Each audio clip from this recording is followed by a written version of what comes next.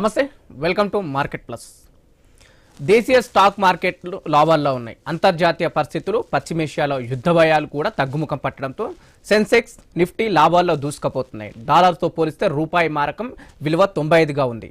అంతర్జాతీయంగా Brent crude barrel ధర 87గా ఉంది. Bajaj finance, Bharti Airtel, Cipla, HDFC life, హిందోల్, కోజియో, ఫిన్, కోటాక్ బ్యాంక్ షేర్లు లాభాల్లో ఉన్నాయి. Eternal, Grasim, HCL tech, HDFC bank, ICICI bank, IndiGo షేర్లు నష్టాల్లో ముగిశాయి. బ్యాంకింగ్ షేర్లలో అమ్మకాల ఒత్తికి కారణమేంటి, ప్రస్తుత ఏ రంగాల్లో పెట్టుబడులకు అనుకూలంగా ఉన్నాయనే అంశాలు మాట్లాడే ప్రయత్నిద్దాం. మనతో పాటు మార్కెట్ అనలిస్ట్ ప్రభు గారు ఉన్నారు. వెల్కమ్ చేద్దాం. ప్రభు గారు, గుడ్ ఆఫ్టర్నూన్ అండి. ఒకవైపు యుద్ధం తగ్గుముఖం పట్టినట్టు కనిపిస్తుందా?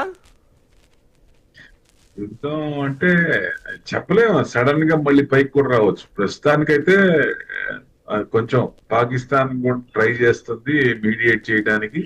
సో డెఫినెట్ గా ఇద్దరికి ఒక కొలీక్ వస్తారనే న్యూస్. దానివల్లే 92, 93 నుంచి క్రూడ్ దాదాపుగా 83, 84 వచ్చి మళ్ళీ ఇప్పుడు 87 అయింది, కొంచెం పెరిగింది. సో అంటే ఈ నైట్ కి ఏమవుతుంది, ఏదైనా న్యూస్ వస్తే గానీ, ఎందుకంటే ఎవ్రీ ఫ్రైడే నైట్ మన ట్రంప్ ఏదో కూడా చెప్తా ఉన్నారు కాబట్టి ఇవాళ నైట్ మార్కెట్ కూడా ఎక్స్పెక్ట్ చేస్తుంది ఆయన ఏమన్నా పాజిటివ్ గా చెప్తారా, నెగిటివ్ చెప్తారా అనేది. సో ప్రతి శుక్రవారం చెప్పడం, మళ్ళీ మండే దాన్ని రివర్స్ చెప్పడం. సో అందుకని ఇప్పుడు ఏదైనా వస్తుందా అనేది చూడాలి. సో దాన్ని బట్టి, ఎందుకంటే అటాకింగ్ బాంబులు అయితే ఇద్దరు వేసుకుంటూనే ఉన్నారు, ఎక్కడ ఆగల. కానీ క్రూడ్ నిన్న 91కి వెళ్ళింది. నిన్న 90 అప్పుడు ఏం లేదు. నిన్న తర్వాత మళ్ళీ అటాక్ మొదలు పెట్టారు. సో అప్పుడు మరి తగ్గింది. సో యాక్చువల్ గా అయితే పెరగాలి కదా, తగ్గింది. మరి నిన్న 91 అయితే మార్కెట్ కూడా ఎందుకు పెరిగిందో తెలియదు. 100% మళ్ళీ నిన్న ప్లస్ లోనే క్లోజ్ అయింది.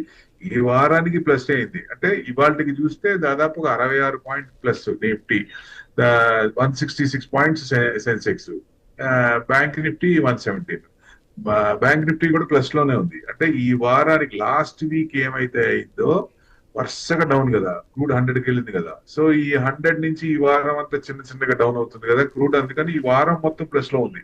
అంటే 24,330 అబోవ్ క్లోజ్ అయింది. 384 కనుక 384, 385 కనుక క్రాస్ అయితే కొంచెం ఇదనుకున్నాం. కరెక్ట్ గా అదే పాయింట్ లో, క్రూషియల్ పాయింట్ లో క్లోజ్ అయింది.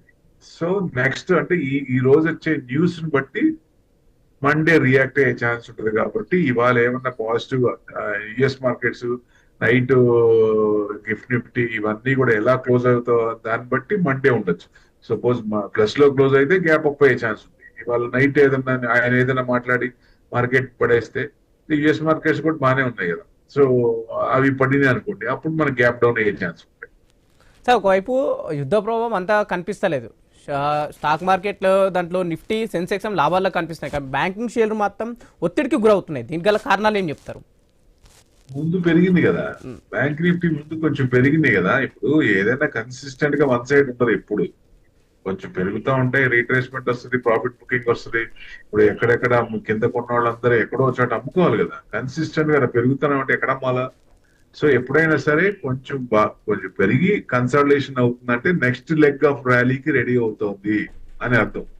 So next leg of rally bank Nifty, banks, financials ready అవుతున్నాయి అని అర్థం. ఆ కన్సల్టేషన్ మూడ్ లో ఉండి బ్రేక్అవుట్ అయింది. అంటే ఇక్కడ రెండు అవ్వచ్చు, ఒకటి బ్రేక్అవుట్ అవ్వచ్చు, ఒక బ్రేక్ డౌన్ అవ్వచ్చు. వచ్చే న్యూస్ ని బట్టి ఉంటుంది. కాబట్టి ఇప్పుడు ఆర్బీఐ చూస్తే ఆపరేషన్స్ పాజిటివ్ తీసుకుంది కాబట్టి డాలర్స్ కోసం ఆపరేషన్ మొదలు పెట్టింది. ప్లస్ ఐఎన్ఆర్ కూడా ఈ వారం అంతా డౌన్, దాదాపుగా డౌన్ అయింది. 95.8, 97 నుంచి 95.8 ఇంకా తగ్గాలి. ఇంకా కొంచెం నెక్స్ట్ వీక్ వస్తే 93కి రావచ్చు. ఆ పై వీక్ 90కి రావచ్చు అనేది ఎక్స్పెక్టేషన్. ఎందుకంటే ఆర్బీఐ మొదలు పెట్టింది కాబట్టి ఆపరేషన్స్, డాలర్స్ అవసరమైనప్పుడు డాలర్స్ అమ్ముతూ ఉంటారు. అప్పుడు ఐఎన్ఆర్ కొంచెం స్ట్రాంగ్ అయ్యే ఛాన్స్ ఉంటుంది. సో చిన్నగా ఇట్స్ డ్యూటీ ఆఫ్ ఆర్బీఐ గవర్నర్ది. సో డెఫినెట్ గా అది కిందకు వచ్చే over a period next month లో మంచిగానే కిందకు వస్తుందని ఎక్స్పెక్ట్ చేస్తున్నాం. రిజల్ట్స్ చూస్తే రిజల్ట్స్ కూడా బ్రహ్మాండంగా ఉన్నాయి. సో Q1 రిజల్ట్స్ కూడా ఒక రకంగా క్రూడ్ 100 కొంచెం డామినేట్ చేసింది. కానీ క్రూడ్ 100 కాకుండా ఉంటే ఈ పార్టీకి 24,900 వరకు వెళ్లాల్సింది. సో ఆ క్రూడ్ మధ్యలో కొంచెం జర్క్ ఇచ్చింది కాబట్టి నీ జర్క్ రియాక్షన్ లాగా 100కి వెళ్ళింది. 100కి నుంచి తగ్గింది కాబట్టి మార్కెట్ కొంచెం కన్సల్టేషన్ తీసుకుంటుంది. నెక్స్ట్ లెగ్ ఆఫ్ ర్యాలీకి అంటే 24,800 పైన నెక్స్ట్ వీక్ మేబీ 24,800 to 24,900 ఆ పైన క్లోజ్ అవ్వచ్చు అనేది ఎక్స్పెక్ట్ చేస్తాం. సార్, అంటే యుద్ధం పీక్ స్టేజ్ లో ఉన్నప్పుడు కూడా క్రూడ్ ఆయిల్ బ్యారెల్ 100 దాటలేదు. సో ప్రస్తుతం టచ్ చేసి మళ్ళీ వెనుకకు వచ్చింది. సో దీని ఎట్లా అనాలిసిస్ చేస్తారు అసలు? ఒక్కోసారి చెప్పలేమండి. ఇప్పుడు నేను క్రూడ్ పెరిగితే మార్కెట్ పడాలి, అక్కడేమో యుద్ధం ముందైతే యుద్ధం ఏం లేదు. సో ఆటోమేటిక్ అది క్రూడ్ 91 నుంచి చిన్న చిన్నగా పెరిగింది. లాస్ట్ వీక్ 100 అయింది. అది అటాక్ చేస్తారు అని. అటాక్ చేసినప్పుడు ఎప్పుడైనా సరే ఒకటే గుర్తుపెట్టుకోండి, అదిగో తోక ఇదిగో పులి అంటే అట్లానే ఉంటుంది. అది వార్ వస్తుంది అంటే మార్కెట్ పడుద్ది. ఎప్పుడైతే వార్ ఆల్రెడీ స్టార్ట్ అయిందో దాని పని దాని చేసుకుంటుంది, మార్కెట్ పని మార్కెట్ చేసుకుంటుంది. అట్లనే అయింది. సో క్రూడ్ పెరుగుతుంది అన్నప్పుడు మార్కెట్ కొంచెం యాక్షన్ వచ్చింది. క్రూడ్ పెరిగిన తర్వాత 91, అదే రోజు 91 నిన్న 92కి వచ్చింది. మార్కెట్ నిన్న ప్లస్ లోనే ఉంది. సో అంటే ట్రెండింగ్ లో ఉంది. Q1 డామినేట్ చేసిందని అంటే క్రూడ్ ని ఒక్కోసారి ఏం చేస్తుంది, క్రూడ్ డామినేట్ చేస్తుంది Q1 ని. సో నిన్న Q1 రిజల్ట్ స్ట్రాంగ్ గా వచ్చేదానికి క్రూడ్ ని డామినేట్ చేసింది అనుకోవచ్చు. So that's the main thing. అంటే వచ్చే రిజల్ట్స్ ఎక్స్పెక్టేషన్ రిజల్ట్స్ బాగా ఎక్కువ వచ్చినాయి అనుకోండి, ఓవర్లాప్ అయిపోద్ది. క్రూడ్ పెరిగినా ఓవర్లాప్ అయిపోయే ఛాన్స్ ఉంది. అట్లా జరిగింది. సో యాక్చువల్ గా అయితే అది పెరిగినప్పుడు పడాలి, తగ్గినప్పుడు మార్కెట్ పెరగాలి. ఒకవైపు ట్రంప్ భారత్ పైన టారిఫ్ల మీద టారిఫ్లు పెంచడం జరుగుతుంది. ఇండైరెక్ట్ గా రష్యా పైన ఒత్తిడి కోసమైనా ఈ టారిఫ్లు ఇక్కడ పెంచడం. అంటే ఒకటి, వాళ్ళకి ట్రేడ్ ఇంబ్యాలెన్సెస్ ఎక్కడైతే ఏ కంట్రీస్ అయితే ఉన్నాయో ఆ ట్రేడ్ ఇంబ్యాలెన్సెస్ ట్యాక్స్ వేసుకొని, అంటే ఇప్పుడు మీ దగ్గర నుంచి నేను ప్రొడక్ట్ తీసుకొని నేను మళ్ళీ మేము ఏది ప్రొడక్ట్ మీకేం ఇవ్వకుండా నేను మీ మీద ట్యాక్స్ వేసి సరి సమానం చేసుకుంటా. అదే ఆయన లెక్క. అది ఎంతవరకు కుదురుద్ది? అది నిలబడే ఛాన్స్ కాదు. ట్రంప్ టరీఫ్ అనేది అడ్డంగా కొట్టేసే ఇది కోర్టు కొట్టేస్తానే ఉంది. ఓ పక్కన పాతవన్నీ కొట్టేస్తానే ఉంది. ఇవి కూడా నిలబడే ఛాన్స్ లేదు. ఎక్కడ నిలబడే ఛాన్స్ లేదు. 80% లో కోర్టు 80% కొట్టేసే అవకాశాలు ఎక్కువ ఉన్నాయి. ఇది ఎగ్జిక్యూటివ్ ఆర్డర్, అది మన స్టాట్యూట్ కాదు కదా. సో వాళ్ళు పార్లమెంట్ లో బిల్ పాస్ అయ్యి హౌస్ ఆఫ్ రిప్రజెంటేటివ్ సెనేట్స్ వాళ్ళు కాంగ్రెస్ సపోర్ట్ చేస్తేనే ఒక బిల్లు పాస్ అయ్యేది, లేకపోతే పాస్ అయ్యే ఛాన్స్ లేదు. ఇవన్నీ ప్రెసిడెంట్ కొన్ని పవర్స్ ఉంటాయి కాబట్టి ఆ పవర్స్ ప్రకారంగా ఒక 10% ఇప్పుడు కోర్టు కొట్టేసినా ఒక 10% పెట్టుకోవచ్చు అనే ఒక క్వశ్చన్, వాళ్ళకి ఒక రూల్ ఉంది. ఆ రూల్ ప్రకారం ప్రెసిడెంట్ కి ఒక లిమిట్ వరకు కొంత చేసుకోవచ్చు అని, ఆ లిమిట్ వరకు ఆ పవర్స్ ఉపయోగిస్తాడు ఆయన ఇప్పుడు. సో దీన్ని కూడా కోర్టు తర్వాత కూడా దీన్ని కూడా కొట్టేసే అవకాశం ఉందంటే 100%. ఎందుకంటే 10% అంటే మనకు పెద్ద ఎఫెక్ట్ పడదు, ఎవరికి కూడా అంత ఉండదు. మేబీ 30%, 40%, 50% అంటే కొంచెం ఇది వస్తుంది. ఎందుకంటే మనకేమి కాదు, ట్యాక్స్ ఎక్కువ వేస్తున్నారు, టరీఫ్ కలెక్ట్ చేస్తారంటే మనకేం కాదు. మన దగ్గర నుంచి ఏం కలెక్ట్ చేయరు కదా. వాళ్ళు ఎవరైతే కట్టుకుంటున్నారో వాళ్ళు పే చేయాల్సి, ఎక్కువ పెట్టి పే చేయాల్సి వస్తుంది. సో వాళ్ళకే పెయిన్, మనకేం పెయిన్ లేదు. ట్యాక్స్ వేసుకుంటే వాళ్ళకే పెయిన్. మరి ఈ ట్యాక్స్ వేసుకొని బ్యాలెన్స్ చేసుకోవాలనేది ఆయనకి ఎవరు సలహా ఇచ్చారో కానీ మొత్తానికి ఆ టరీఫ్లు పట్టుకొని నానా యాగి చేసి ఆయన కొంచెం ఇబ్బంది పెడతా ఉన్నాడు ఒక రకంగా చూస్తే. ఎందుకంటే కాంగ్రెస్ వాళ్ళ నుంచి ప్రెషర్ పెడతా ఉంది, పార్టీ ప్రెషర్ పెడతా ఉంది, 100% జనాల్లో వ్యతిరేకత వస్తూ ఉంది. సో ఇవన్నీ నడుస్తున్నాయి. మిడ్ ఎలక్షన్స్ తొందరలో ఉన్నాయి, నవంబర్ లో ఉన్నాయి. ఇవన్నీ ఉన్నాయిగా, ఎటు దారి తీస్తుంది అనేది పాజిటివ్ సైడే వస్తుంది అని మార్కెట్ ఎక్స్పెక్ట్ చేస్తుంది. సో ఏమవుతుందని మన నవంబర్ లో కానీ తెలియదు. మీరు అన్నట్టు ట్రంప్ కి ఒకవైపు కోర్టు ఎదురు దెబ్బ ఇస్తున్నా సరే ట్రంప్ చేస్తున్న వాక్యాలు అయితే ఎఫెక్ట్ పడతాయి కదా మార్కెట్ పైన. ఇన్స్టెంట్ గా అవ్వచ్చు. ఇన్స్టెంట్ ఇప్పుడు పెద్దన్న పొజిషన్ లో ఉన్నప్పుడు వాళ్ళు మాట్లాడేది కొంచెం ఎఫెక్ట్ వింటారు, ఏ కంట్రీ అయినా వింటది. ఎందుకంటే ఇన్స్టెంట్ గా. లాంగ్ రన్ లో డాలర్ డీఫేమ్ అవుతుంది, డీడాలరైజ్ అవుతుంది, కన్వర్షన్ డాలర్ ఫారెక్స్ రిజర్వ్స్ లో డాలర్స్ నుంచి గోల్డ్ మార్చుకుంటున్నారు. మరి ఎన్ని నడుస్తున్నాయి కదా. ఆయన భయం కూడా అదే. ఎందుకంటే రేపు పొద్దున బ్రిక్స్ కరెన్సీ కానీ సమ్ అదర్ కరెన్సీ బయటకు వచ్చినప్పుడు మనం కన్వర్షన్ లో వాళ్ళకి ట్యాక్స్ కట్టాం. ట్యాక్స్ కడితే వాళ్ళకి బిలియన్ల, ఇప్పుడు ఎవరు ఏ కంట్రీ ఎక్కడెక్కడో ట్రేడ్ చేసిన వాళ్ళు కూడా ఈ డాలర్స్ లో కన్వర్షన్ లో ట్యాక్స్ కడతారు. అది రేపు కట్టరు అనే భయం వెన్నుపోసలో వెనుకొస్తుంది ఆయనకి. ఎందుకంటే కొన్ని బిలియన్స్ ఆఫ్ డాలర్స్ యుఎస్ కి మిగిలిపోతాయి. వాళ్ళ ఇంట్రెస్ట్లు మామూలుగా మన ఇంట్రెస్ట్ కంటే విపరీతంగా తక్కువ ఎందుకుంటాయి ఇలాంటిది బట్టే. సో ఎక్కువ ఎన్నో సంవత్సరాల నుంచి 1880 ఆ దశాబ్దం నుంచి వీఆర్ పేయింగ్ ట్యాక్స్ ప్రతి కంట్రీ కూడా. ఇప్పుడు ప్రతి ఒక్కళ్ళకి కూడా వీళ్ళకి ఎందుకు కట్టాలా అనేది క్వశ్చన్ వచ్చింది. అంటే ఇక్కడ చూడండి, ఒకప్పుడు యూకే పవర్ ఎంజాయ్ చేసింది, తర్వాత యుఎస్ కి వచ్చింది. Now the time is Asian countries. Asian side ఈసారి రావాలి అంటే ఏషియన్ కంట్రీస్ లో ఉన్న కంట్రీస్ అన్ని ఏకమై డెఫినెట్ గా ఇప్పుడు చైనా కానీ వీళ్ళందరూ ఏకమైతే డెఫినెట్ గా ఆ పవర్ అనేది ఇప్పుడు యుఎస్ నుంచి ఇటు షిఫ్ట్ అయ్యే అవకాశాలు కనపడుతున్నాయి. ఒకవైపు హర్మోజ్ దారి ఇష్యూ కూడా పెద్ద ఎత్తున చర్చనీయాంశంగా మారింది. ఆయిల్ భారత్కు వస్తేనే ఇక్కడ రేట్లు తగ్గే అవకాశం ఉంటది అనే అంశం కూడా తెరపైకి వస్తుంది. ఈ విషయాన్ని ఎట్లా చూడొచ్చు? ఇప్పుడు ఇంటర్నేషనల్ వాటర్స్ అవి యాక్చువల్ గా అది వాళ్ళ చోక్ పాయింట్ అని ఒక వీక్ పాయింట్ పెట్టుకొని ఆ వీక్ పాయింట్ అడ్డం పెట్టుకొని వాళ్ళు they are playing. But actual గా దే హ్యావ్ నో రైట్. వాళ్ళకి రైటే లేదు. ఎందుకంటే ఇంటర్నేషనల్ వాటర్స్ వాళ్ళొక్కరికి సంబంధించింది కాదు, అది అందరికి సంబంధించింది. వాళ్ళు ట్యాక్స్ కలెక్ట్ చేయాలి. అంటే ఒకప్పుడు అసలు ట్యాక్స్ కలెక్ట్ ఆ పేరు చెప్పడానికి కూడా భయపడి ట్యాక్స్ కలెక్ట్ చేసుకోవడానికి కూడా ఆలోచన లేని వాళ్ళు ఒక రకంగా ట్రంపే వాళ్ళకి ఆలోచన తెప్పించినట్టు ఉంది. ఇప్పుడు వాళ్ళని ఇది చేసి వాళ్ళకి ఇప్పుడు అంతా చేసి ఇప్పుడు అంటే వాళ్ళ కంట్రోల్లో వస్తే ట్యాక్స్ కలెక్ట్ చేస్తారు. అంటే $2 lakhs అంటే 20 లక్షలు ఒక షిప్ కట్టాలి. అసలు ఎందుకు కట్టాలి 20 లక్షలు? అది వాళ్ళకి సంబంధించింది కాదు కదా. అది వాళ్ళ పాయింట్ దగ్గర వాళ్ళ కంట్రీ దగ్గర చౌక్ పాయింట్ సో కార్నర్ వచ్చింది కాబట్టి అది కొంచెం దాన్ని అడ్డంగా పెట్టుకొని వాళ్ళు ఇచ్చేస్తారు. ఫ్యూచర్ లో కూడా అంత ట్యాక్స్ కట్టాల్సిన అదేం ఉండదు, నిలబడదు ఎట్టి పరిస్థితిలో. ట్రంప్ ఒక రకంగా వాళ్ళకి ఆలోచన రావడానికి అవకాశం ఇచ్చింది ఆయన. సో రేపొద్దున ఏమి ఇంటర్నేషనల్ కోర్టులో అది ఐసీజీలో ఏం నిలబడదు ఎట్టి పరిస్థితిలో. ఏ కంట్రీ కూడా వాళ్ళకి ఎందుకు కట్టాలి ట్యాక్స్, ఎందుకు కట్టాల్సి వస్తుంది అంటే ఇప్పుడైతే మైన్స్ పెట్టారని అవి పెట్టారని అంటే వెళ్ళినప్పుడు వాళ్ళు ఫెయిల్ చేయడం ఇవన్నీ జరుగుతున్నాయి కాబట్టి సో డెఫినెట్ గా అంతకుముందు వాళ్ళు చేయాల్సిన ఘోరాలు విపరీతంగా చేశారు. ఇప్పుడు ఈ ఇష్యూలో మటుకు ట్రంప్ డిగ్రేడ్ అవుతుంది, ఇరాన్ హైలైట్ అవుతుంది. ఒకప్పుడు ఇరాన్ దాని వల్ల కూడా వేరే కంట్రీస్ అన్ని కూడా ఇబ్బంది పడ్డాయి కదా. సో ఇప్పుడు ఈ ఇష్యూలో మటుకు ఇరాన్ కొంచెం చేసే పద్ధతి కరెక్ట్ గా ఉంది. సో వాళ్ళు ట్రంప్ అంటే ఆయనకి కోపంతో ఉక్రోషంతో వాళ్ళు ఏదో ఒకటి చేయాలి అన్నట్టు ఉంది. కానీ కరెక్ట్ గా అయితే ఇప్పుడు వెనిజులాని ఏం చేశారు, ప్రెసిడెంట్ ని అప్డేట్ చేశారు. అది ఎంతవరకు కరెక్ట్? వాళ్ళ ఆయిల్ కోసం ఒక ప్రెసిడెంట్ ని ఒక కంట్రీ నుంచి all of a sudden over night లో ఎత్తుకురావటం అంటే ఎంత దారుణం అది. యుఎస్ అందుకనే డిగ్రేడ్ అవుతుంది. సో ఎట్టి పరిస్థితుల్లో ఆ డీడాలరైజేషన్ అవుతున్న భయంతో రేపొద్దున ట్యాక్స్ మనకు కట్టరన్న భయంతో ఇంక ఫ్యూచర్ లో మనకి కాదు ఈ క్వశ్చన్స్ ఉండవు, మనకు కూడా ఇంట్రెస్ట్ పెరిగిపోతాయి అనేది. ఇప్పుడు అది కూడా పెరగాలి. ఎందుకు పెరగాలి? వాళ్ళకి 0% ఇంట్రెస్ట్ ఎట్లా ఇస్తారండి? 0% ఇంట్రెస్ట్ లో ఎలా చేసుకుంటారు? బికాస్ ఇట్లాంటివన్నీ ఉంటాయి క్వశ్చన్స్. సో ఒకప్పుడు ఏదో అగ్రిమెంట్ అయిందని చెప్పి ఇప్పుడు అది సంవత్సరాలు ఇంకా ఎందుకు కడతారు? సో అది ఆలోచన ప్రతి ఒక్కళ్ళ మదిలో వచ్చింది. సో దాని అనుగుణంగా అందరూ కూడా మారుస్తున్నారు. ఏది డాలర్స్, ఇంకా మాకు డాలర్స్ తో పని లేదు, చిన్న ఇంకా స్టిల్ డామినేషనే ఉంది, చిన్నగా తగ్గుద్ది. సో అందుకనే కన్వర్షన్ చేస్తారు. ఈ కన్వర్షన్ చేసినప్పుడల్లా ఆయనకి టెంపర్నెస్ వచ్చేస్తుంది, కోపం వచ్చేస్తుంది, ఏదో ఒకటి చేస్తున్నారు, ట్యాక్స్ అని ఇదని అటాక్ చేయడం ఇవన్నీ చేస్తారు. ఒక రకంగా చూస్తే ఇప్పుడు వాళ్ళ దగ్గర డ్రోన్లు, చిన్న డ్రోన్లు, పెద్ద మిసైల్, కోట్ల రూపాయల మిసైల్, చిన్న డ్రోన్ తో 35,000 40,000 డ్రోన్ తో కొట్టేస్తారు వాళ్ళు. అది ఆయనకి భయం వేస్తుంది.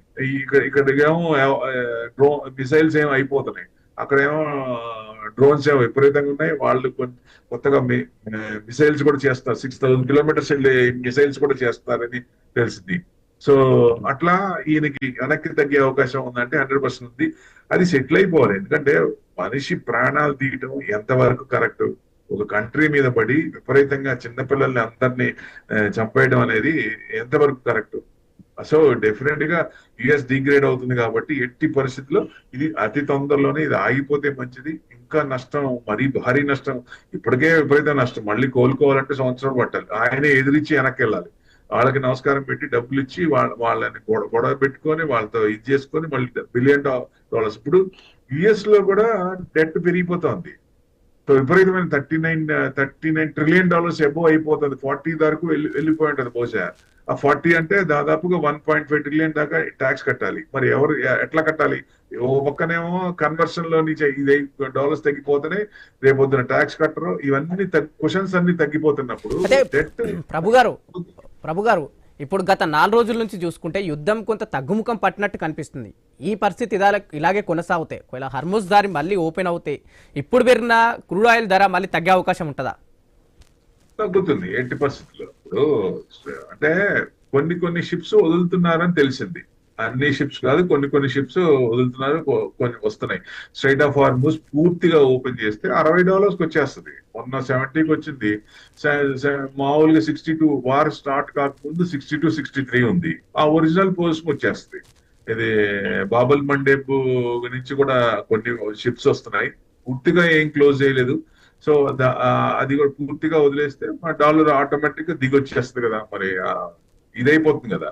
సో దాని అనుగుణంగా డాలర్ క్రూడ్ కొంచెం $60-63, $62-65 వచ్చే అవకాశాలు ఉన్నాయి. పూర్తిగా రివైవ్ అయితే అంటే ఇందాక 90కి వెళ్ళింది, మొన్న దాదాపు 30 తగ్గే అవకాశం ఉంటుందా? అంటే పెరిగిన రేట్లు ఆల్మోస్ట్ 30. ఎందుకు తగ్గదండి? క్రూడ్ బ్లాక్ అవుతుంది అంటేనే పెరుగుతుంది. ఇప్పుడు ఇష్యూని యుఎస్ కూడా సప్రెస్ చేయదు. అంటే చూడండి, మీరు 126కి వెళ్ళి మళ్ళీ 100 దాకా వచ్చి మళ్ళీ 110 దాకా వచ్చింది, మళ్ళీ 110 నుంచి 90కి వచ్చింది, 90 నుంచి 100 అయింది, 100 నుంచి మళ్ళీ 70కి వచ్చింది, 70 నుంచి మళ్ళీ 92కి వచ్చి మళ్ళీ ఇప్పుడు 88 ఆ రేంజ్ లో ఉంది. అంటే ఏదన్నా ఇష్యూ బర్న్ అయితేనే యుఎస్ లో ఉన్న క్రూడ్ కూడా ఎక్కువ అమ్ముకోవటానికి అవకాశం ఉంది. సో ఎంత వరకు లాగాలో ఈ ఇష్యూని సెటిల్ చేయకుండా కంటిన్యూస్ గా లాగుతూ వాళ్ళ క్రూడ్ ని ఎక్కువ అమ్ముకోవాలనేది ప్లాన్, యుఎస్ ప్లాన్. దాని ప్రకారంగా నడుస్తుంది. అందుకనే ఇప్పుడు సెటిల్ అవ్వాలంటే 1 to 1 కూర్చొని 5 నిమిషాలు చాలు. వాళ్ళకి ఏం కావాలి, మనకేం కావాలి. సో ఎన్ని పాయింట్స్ ఉన్నాయి, ఆ పాయింట్స్ లో 10 పాయింట్లు దాదాపు 7-8 పాయింట్లు యాక్సెప్ట్ చేయకపోతే అసలు అదేమి మీటింగ్ అసలు? ఇప్పుడు ఏదన్నా మీటింగ్ పెట్టుకున్నప్పుడు 10 పాయింట్లు ఉన్నప్పుడు 2 పాయింట్లు రిజెక్ట్ చేస్తారు, 7-8 పాయింట్లు యాక్సెప్ట్ చేయాలి. అసలు యాక్సెప్ట్ చేయని పాయింట్స్ ఏ ఉన్నాయంటే ఆయన ఉద్దేశం ఏంటి?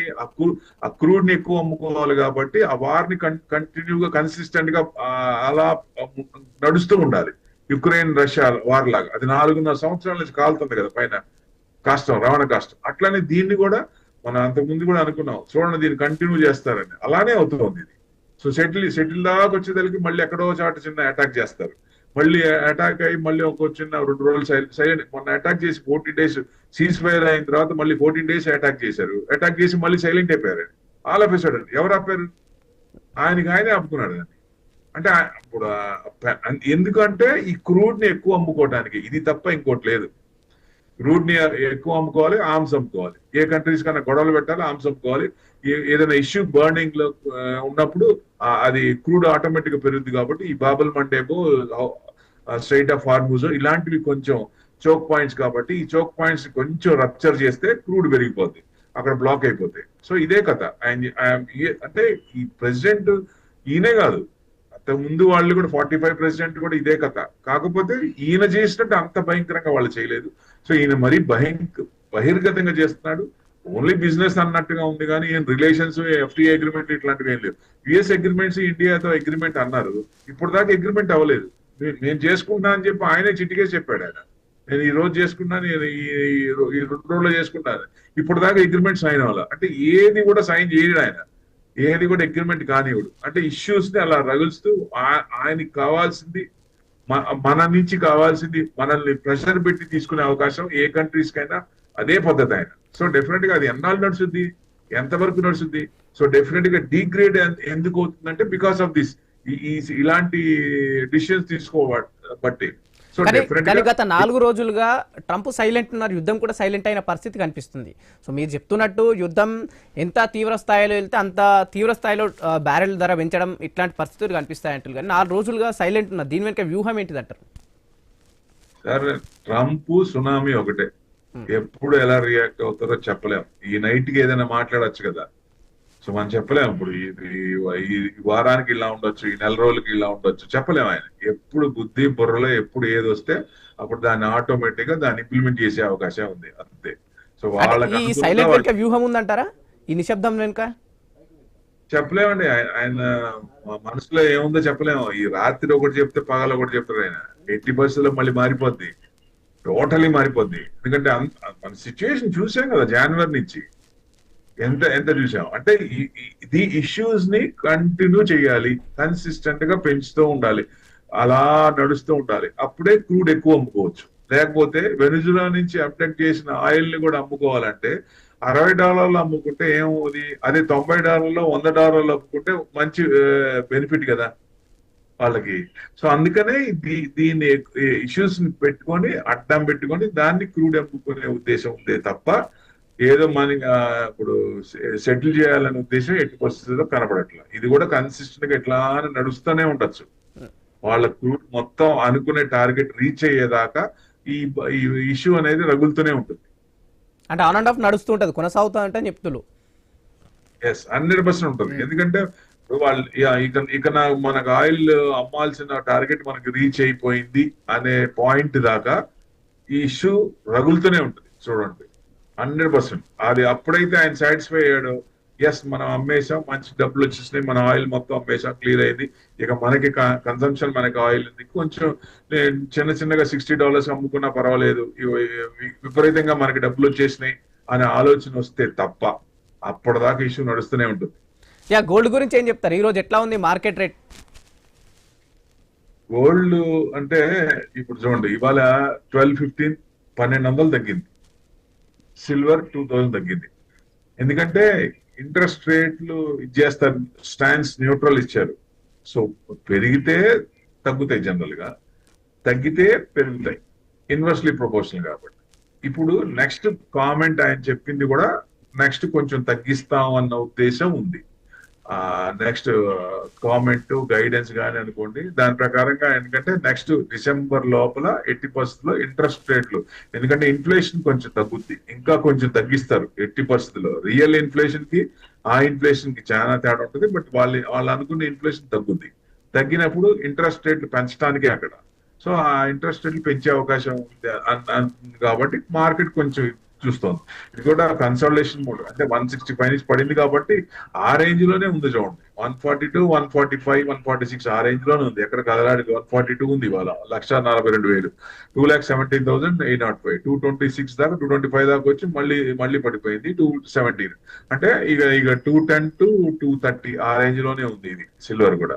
సో లాంగ్ రన్ అంటే ఈ కన్వర్షన్ ఎప్పుడైతే స్టార్ట్ అవుతుందో long run still bullish, bull trend is still intact, no doubt at all. ఇది బులియన్ మార్కెట్ కి లాంగ్ రన్ లో గోల్డ్ అండ్ సిల్వర్ మంచిదే ఉంటుంది. దానికి ఇండస్ట్రియల్ డిమాండ్ సిల్వర్ కి ఏం తగ్గదు, ఇంకా పెరుగుద్ది. ఆల్టర్నేట్ ప్రొడక్ట్ ఏదన్నా వచ్చి ఈ సిల్వర్ బదులు ఇది వాడచ్చు, ఇది తక్కువ ఉంది ఇది వాడండి అంటే తప్ప అప్పుడు దాకా సిల్వర్ కన్సిస్టెంట్ గా ఇదవుతుంది. కానీ ఇది అగ్రెసివ్ మెటల్, పెరిగినప్పుడు అంతే పడుద్ది, పడినప్పుడు అంతే పడుద్ది, కాబట్టి అది తట్టుకోవాలి, మళ్ళీ మూవ్మెంట్ వచ్చేదాకా వెయిట్ చేయాలి. సో అంతవరకే. అందుకనే మన క్యాపిటల్ లో 20%, మ్యాక్స్ టు మ్యాక్స్ మెటల్స్ లో 20%, అంతకు మించి పెట్టకూడదు.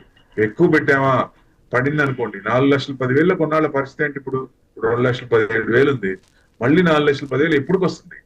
It's $1 million question. ఏదో 2 ఏళ్ళు రావచ్చు, 3 ఏళ్ళు రావచ్చు, 5 ఏళ్ళు రావచ్చు, అది చెప్పలేము. సో అప్పటిదాకా వెయిట్ చేయాల్సిందే. ఆ వెయిటింగ్ పీరియడ్ బాగా పెరిగిపోద్ది, బట్ రిటర్న్స్ వస్తాయి. మళ్ళీ 5 లక్షలు సిల్వర్ కాదంటే అవుద్ది, 2 లక్షలు గోల్డ్ కాదంటే అవుద్ది. ఈ కన్వర్షన్ లో 10% అయింది, ఇంకో 10% అయితే మీకు డాలర్స్ ఫారెక్స్ రిజర్వ్స్ లో డాలర్స్ మాకు వద్దు, ఇంకా ఈ రజాలు ఈ సభజాలు మాకు, ఈయనతో మనకెందుకు, యుఎస్ తో మనకెందుకు, ఈ డాలర్ డ్రీమ్స్ అనేది తగ్గిపోతోంది, ఇక డాలర్స్ కూడా మనం పెట్టుకోవాల్సిన పని లేదు.